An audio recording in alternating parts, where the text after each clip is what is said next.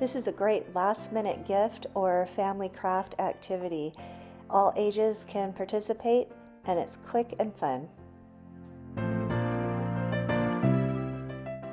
For this project, you'll need a small piece of tile, a game piece like a Scrabble tile, or a wood blank, pressed or flattened greenery and red seed beads, or you can use green and red acrylic paint, a super strong magnet, a paintbrush, Mod Podge, and a strong glue like E6000 or Crafter's Pick the Ultimate.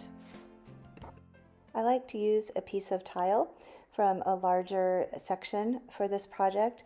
You need to remove it from the adhesive and then wash the whole tile off, the adhesive and the dust. Spread a small layer of Mod Podge onto your tile. Like I said, you can also use wood or a Scrabble tile for this project.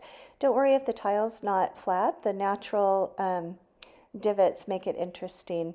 So I've got a piece of I'm using some natural pressed greenery here, and I'm just going to stick it on top of the Mod Podge. If you're using acrylic paint, you can just paint your leaves and your berries on. Once you've got the greenery on, put a thicker coat of Mod Podge over the top, making sure to glue down all those little edges.